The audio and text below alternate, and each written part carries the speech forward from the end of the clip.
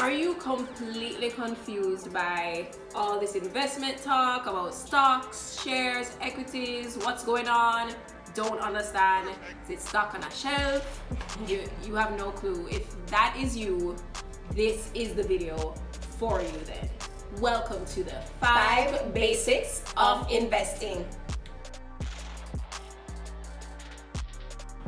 So, quick disclaimer, this should not be considered investment advice.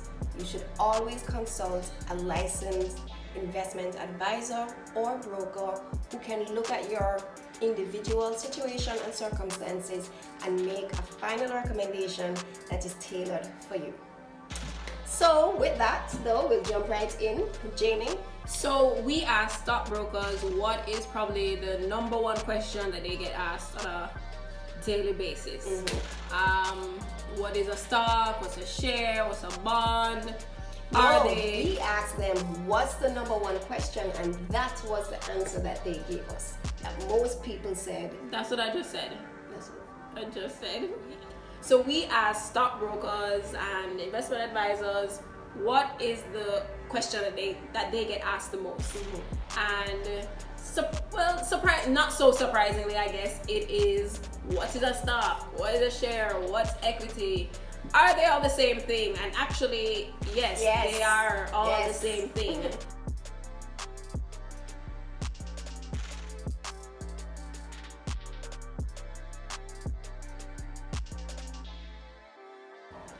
So investing basic number 2. Next common question we get is, how much money do I need to have to start investing? Because we would think it's a lot of money, right? Right, you need like a bag of money, obviously. I don't have the money. No, you don't. Yeah. In Jamaica, if you wanted to invest in the Jamaica Stock Exchange, you only need to buy a minimum of 100 shares. Exactly. Fine. And however, so when you look at the companies that are listed and what you can purchase, one of the cheapest companies is Wigton Wind Farm, WIG, and they're currently trading at 97 cents. And this was as at Friday. What date was Friday? Friday, September 20. 26. 26. I don't even know what today's date is. 27th. 27th. It was the 27th. So you could September buy, 27th. You could take 100 you could take 100 shares, of Wigton at 97 cents each, and that total would be 97 Jamaican dollars. Really? I mean, plus you're going to have some little fees to pay, so it's not 97 exactly. But the point is, you could take 100 Jamaican dollars and start trading own stocks. You can't even buy a patty for $100. It's true. But I can invest. It's true. Look, it's true. You see, we're taking these things for granted. However, let me caveat it to say that you need to go through a broker, and we'll talk about a broker a little later. And the broker or the brokerage company might have a minimum. But there are options where you can set up a plan to say every month I'm going to deposit $1,000, and that $1,000 will be used to purchase, so let's say shares of Wigton every month. So you don't need a lot to start with. A lot of you have a little money under the mattress in a savings account. Nothing's going on for it. Nothing going on. Put it in the stock market and start with basic shares. It's affordable and it's accessible. Exactly. Tony, I know that this info, people are like, Changing lives. What? Changing lives. I have $100. I hope you do. Yes. All right, guys. So in terms of your strategy now, so it's not just about, I want to invest. You have to know, why am I investing? What is your goal? So of course you need to know your goals, and of course this comes from having your financial plan. So you've already planned out what it is that you need. Also your risk tolerance, super important. What is risk tolerance? Your risk tolerance, this is how much risk you can manage. Like risk? Right? How much? What is risk? What is risk? How much you're willing to lose. Yes. Yes. Basically, yes. Let's break it down. Are you, is it that you really you can't afford to lose anything or even much? Or is it that, hey, I'm fine with being with possibly losing some of this money because I have other things going on and whatever. Because you know where your rent coming from. Yes. You know where your gas money coming from. So you're not dipping into that. Yes. So important, guys, to invest what you are willing, what you're okay with possibly losing, because investing is a risk.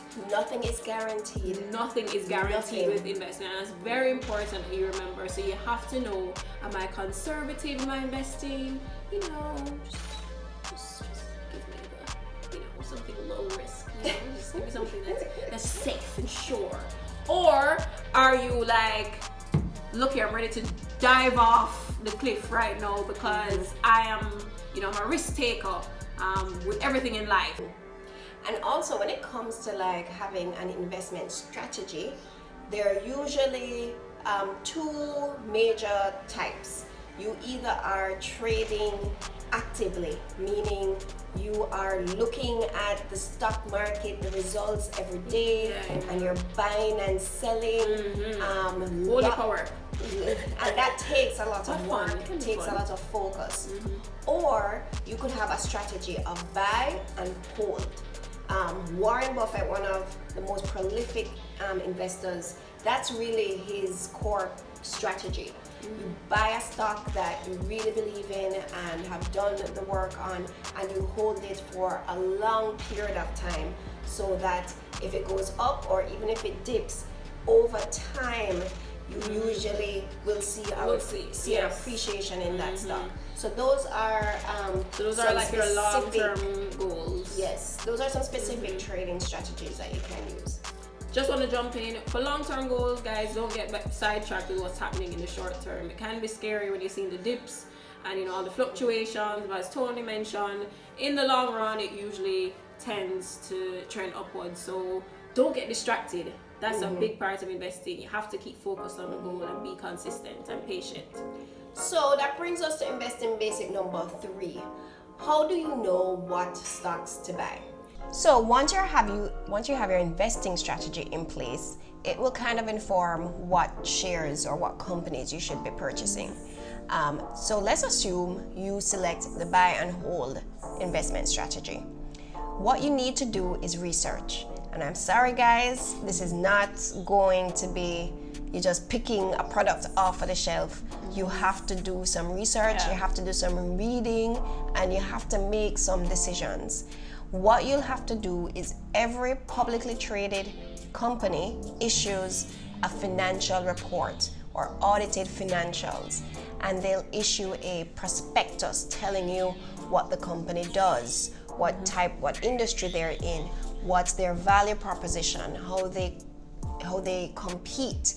It's very important that you read that document. What's the name of it again, Tony? It's the prospectus. It's issued just before the company is listed. So this is during the IPO process.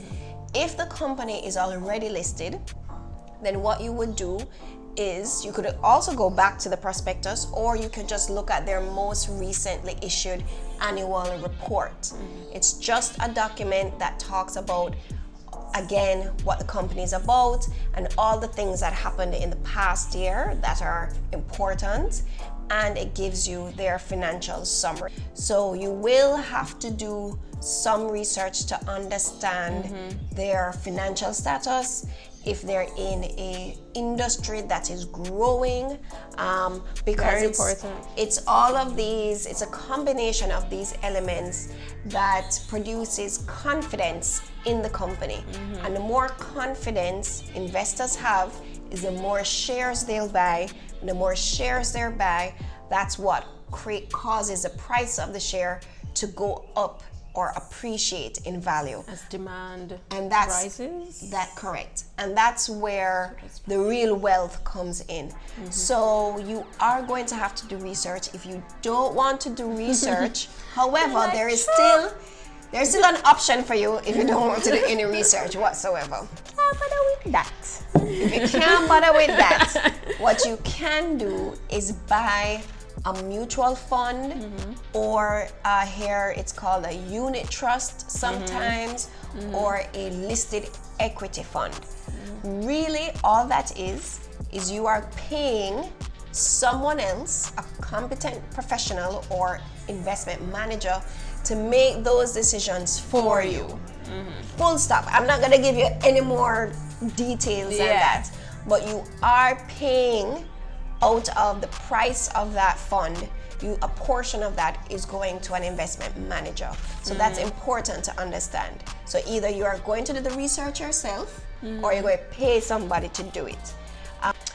Also, I was going to say, also, if you're averse to research, I think a great way to start investing is to buy stocks or shares of companies that you know. So a company that you are already a customer of.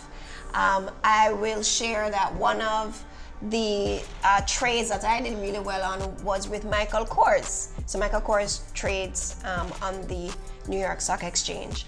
But I remember when they just came out with the big face watches, and I was like, yo, this is really cute, and I didn't see a lot of it. And I said, you know what, I'm gonna buy a share. Michael Kors was a popular company. I'm not trying to, say that I did anything particularly genius, but I just like the way that their products were evolving, and you liked their product, like you purchased. You had a few I of their purchased, pieces, and so I saw you other were a people customer purchasing. of theirs. Yes, so I purchased that stock, You knew and the quality of it. Yes, I purchased that stock, and I held it for years, and it really did quite well for me. So don't be afraid to just buy the stock of the company. Particularly, you might want to buy the stock of a company that has had a very long operational history. So in Jamaica, we have companies 90 years old, 50 years old, 60 years old. Those are good stocks to start with. Very strong. You call them blue chip because they've been around for a long time. More than likely, it ain't going down. More than likely, they're not going anywhere anytime soon. So those are some easy ways to start. Good. And guys, all of what we spoke about, all the different types of forms of investing, whether you're going to buy and hold or whether you're going to be actively trading, they all come together to just create your investment portfolio. And there could be, a mutual fund might take care of one part of your financial plan or a certain goal, and it maybe want to be more active for another goal. So you can think of bringing them all together, but to take care of different phases in your life and different goals that you have. So you don't have to. So, what's the role of a broker and advisor? How do they make money? How can they help me in this process? So that's a common question I get asked. How do I start purchasing shares in companies? IPOs come out, how I get involved? All right, so that's when you go to a stock brokerage house. So we have 13 of them in Jamaica. So when you think about, the NCB, the JMMB, SSL, call them out, Sagicor, all of these lovely companies, they can all assist you in purchasing shares on these companies listed on the Jamaica Stock Exchange. But you have to open a stock brokerage account with them. That's what it's called. So you go there to open a stock brokerage account, and you have your broker, and they're the one that are actually assisting you in that process. In terms of how they make money, it would be like a percentage of I don't think there's like a set fee. Yes, so they will charge you a fee when you do a trade. So it's called a commission. So they either earn trading commissions for every investment that you make, or you might open an account where they're trading on your behalf. And so there is a management fee for that. So those are kind of the two basic sets of fees. But essentially, the broker is very important in the market because they act as an intermediary between us, the investing public, and the stock exchange. Jamie said there are 13. Go through, they're all listed online. Choose your stockbroker wisely. They need to be the ones who ensure you make the best decision for your particular situation, as we said in the beginning. So make sure they're listening to you, Yes. your goals. Yeah. And guys, another helpful tip, follow the Jamaica Stock Exchange on Instagram. Yeah, they have a great Instagram account. Instagram Big account. up Jamstock X. Jamstock Follow them right now. Thanks again for watching. Please remember to like, subscribe, and share.